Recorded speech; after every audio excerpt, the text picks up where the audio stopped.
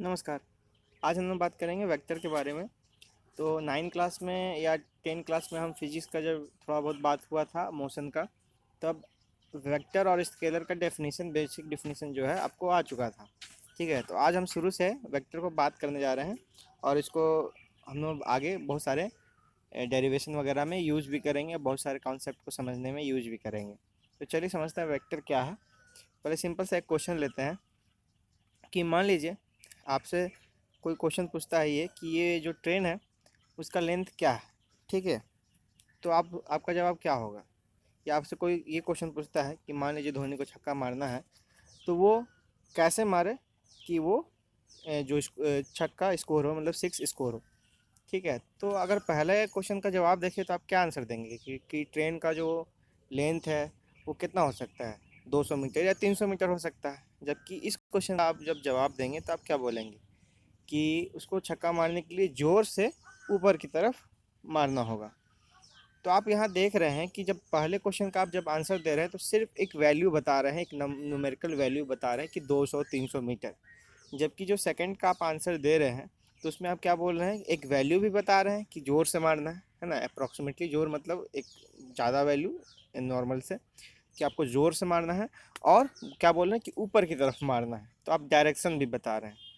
तो ऐसा बहुत सारा क्वांटिटी है जहाँ पर सिर्फ वैल्यू का ज़रूरत होता है। ठीक है, ऐसे क्वांटिटी को हम स्केलर बोलते हैं, जहाँ पर सिर्फ वैल्यू दे रहे हैं, जैसे लेंथ ऑफ ट्रेन, तो वो हो गया स्केलर क्वांटिटी। और सेकंड क्वेश्चन का जो हमने आंसर दिया कि जो जोर से मारना है ऊपर की ओर, वो क्या हो गया, वेक्टर हो गया, कि हम मैग्नीट्यूड भी बता रहे हैं, एक वैल्यू भी दे रहे हैं और उसके साथ डायरेक्शन यानी कि दिशा भी बता रहे हैं। ऐसे क्वांटिटी को हम वेक्टर बोल रहे हैं। तो सिंपली ये तो डेफिनेशन आप पहले भी सुन चुके थे। अब हमें यहाँ समझना है कि अब वेक्टर को रिप्रेजेंट कैसे करते हैं। ठीक है, पहला यहाँ से स्टार्ट होता है आपका जो बेसिकली वेक्टर है ना। ये डेफिनेशन आपको 9 में भी आ चुका था। ठीक है, तो अगर यहाँ बात करें, है ना, कि रिप्रेजेंट कैसे करते हैं, तो रिप्रेजेंट करना आपको नहीं दिखाया गया था या नहीं सिखाया गया था कि रिप्रेजेंट वेक्टर को कैसे करते हैं। तो हम यहाँ 3 डायमेंशनल रिप्रेजेंटेशन पहले सीखेंगे कि कैसे 3 डायमेंशनल रिप्रेजेंटेशन वेक्टर को करते हैं। उसके लिए 2-3 कॉन्सेप्ट हम लोग सीखने जा रहे हैं। पहला तो वेक्टर को कैसे रिप्रेजेंट करते हैं, फिर हम लोग बात करेंगे आपको पोजीशन वेक्टर का, और फिर बात करेंगे डायरेक्शन को साइन का।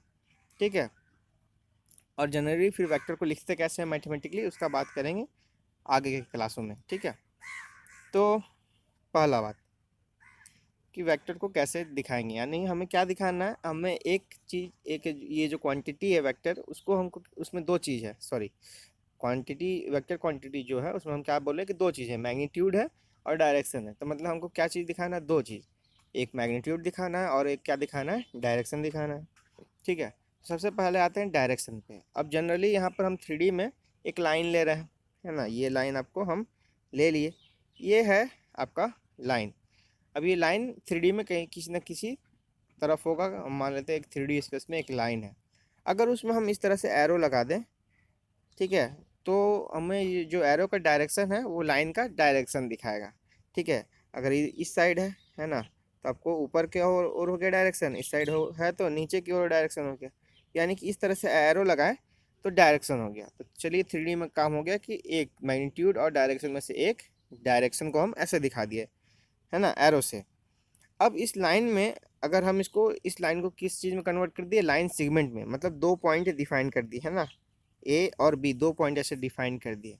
ठीक है, तब अब क्या हो गया, इसके पास एक मैग्नीट्यूड भी हो गया, मतलब ए और बी पॉइंट के बीच का जो दूरी होगा वो कुछ उसका वैल्यू होगा।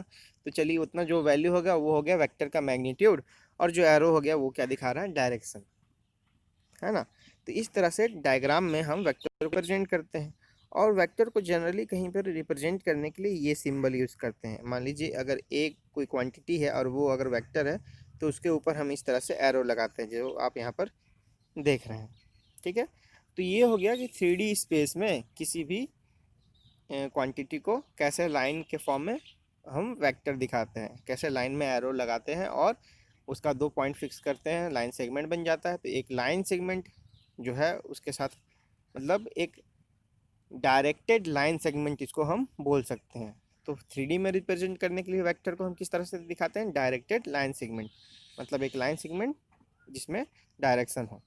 ठीक है, इस तरह से हम रिप्रेजेंट करते हैं। लेकिन जनरली आपको कॉपी वगैरह में इस तरह से रिप्रेजेंटेशन नहीं होगा, लेकिन जहाँ डायग्राम का बात आएगा वहाँ पर इस तरह से आपको डायग्राम दिखाई देगा, एक लाइन सेगमेंट जिसमें एरो लगा होगा।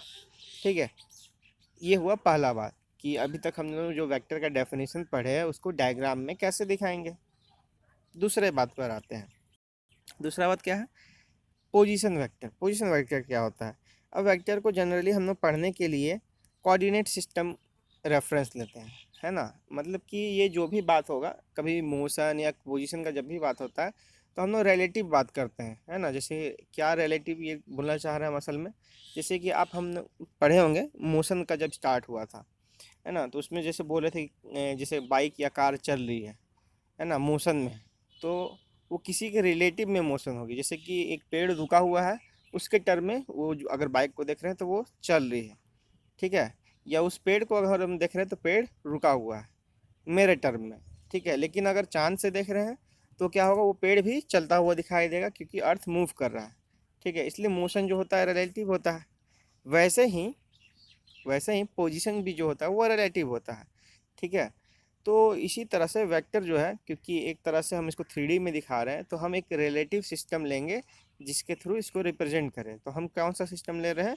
हम 3 डायमेंशनल कोऑर्डिनेट सिस्टम ले रहे हैं, जिससे इसको हम रिलेट करके बताएंगे कि ये जो भी है वेक्टर वो कहाँ पर है।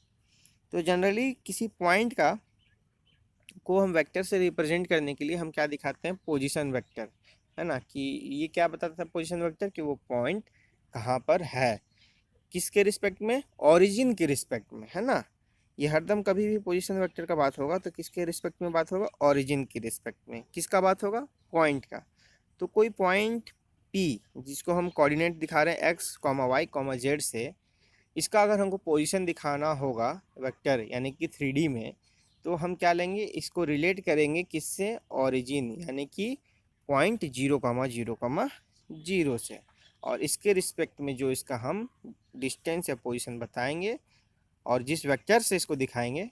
अब वेक्टर देखो यहाँ पे कैसे दिखा रहे हैं, तो देख लीजिए आप।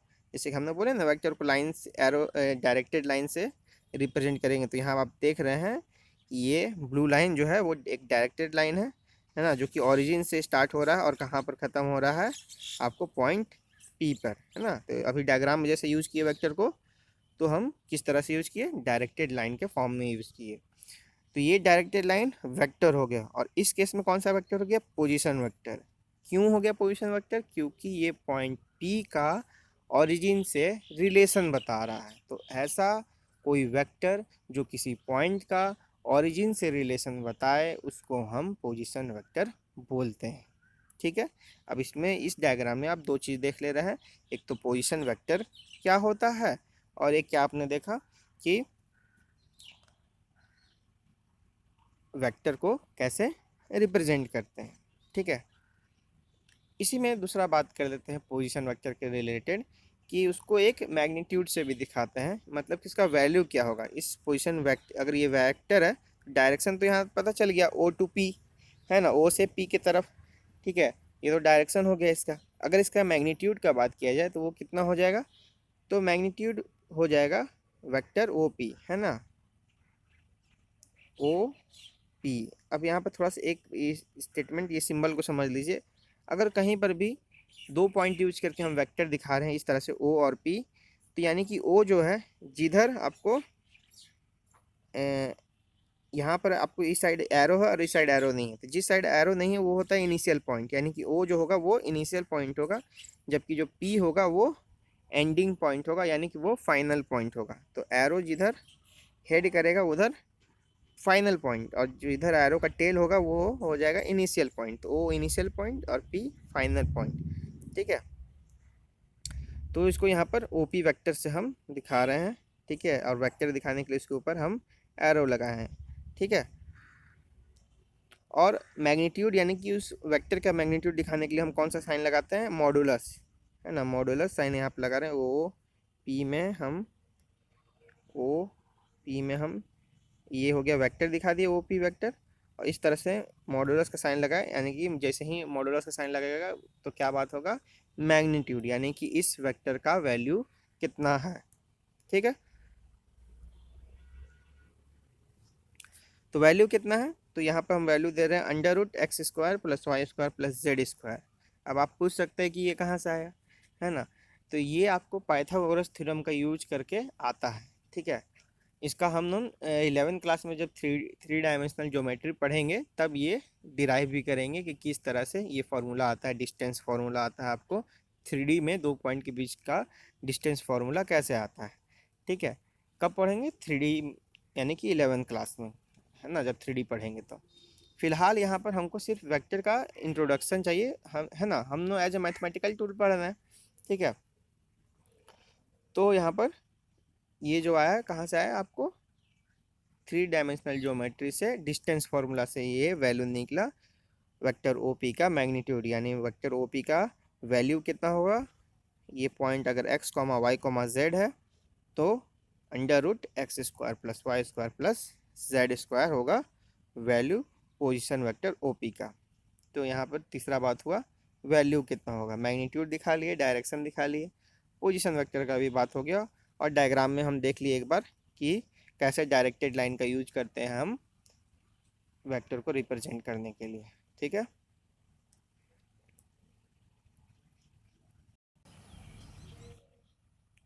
तो अब बात करते हैं हम लोग बात करते हैं अब डायरेक्शन कोसाइन का, ठीक है। तो डायरेक्शन कोसाइन क्या है, अब जनरली कोई वेक्टर आर है, यहाँ पर आपको दिखाई दे रहा है फिगर में कि जो वेक्टर आर है ना, जो इसका फाइनल पॉइंट, इनिशियल पॉइंट तो आपको ओरिजिन है, और फाइनल पॉइंट है पी, जो कि x, y, z से दिखा रहे हैं।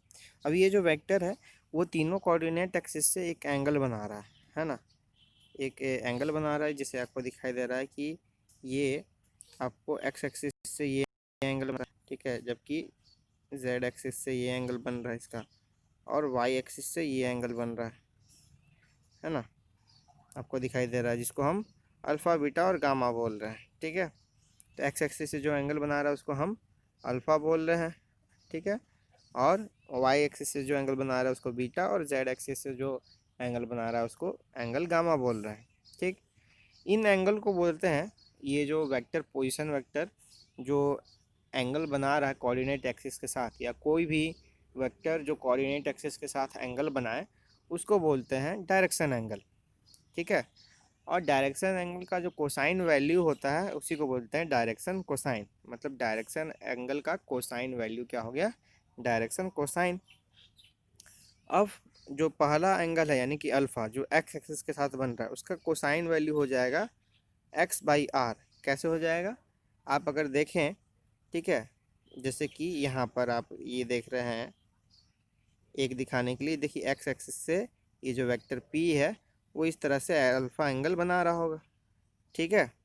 अब इसमें कॉस का वैल्यू दिखाना है, तो कॉस क्या होता है, कॉस का वैल्यू आपने पढ़े होंगे, अगर ये एंगल थीटा है तो कॉस थीटा कितना हो जाएगा, b/h, है ना, b/h। h क्या है यहाँ पर, h ये है, यानी कि वेक्टर r का मैग्नीट्यूड। तो यहाँ पर जो स्मॉल r है ना, वो असल में क्या है, आपको वेक्टर r का, और वेक्टर r का मैग्नीट्यूड है ना, स्मॉल r क्या है, वेक्टर r का मैग्नीट्यूड है, ठीक है।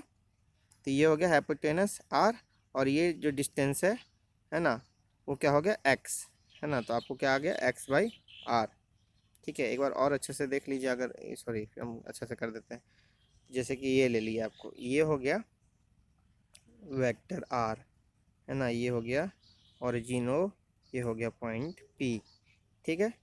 अब ये x एक्सिस से इस तरह से एंगल अल्फ़ा बना रहा है, ठीक है, इस तरह से, ठीक। ये दूरी आपको क्या है, दूरी x, सॉरी ये दूरी आपको है x, ठीक है। और ये जो दूरी है वो हो जाएगा वेक्टर r का मैग्नीट्यूड, और उसको हम यहाँ पर सिंपली r से दिखा रहे हैं।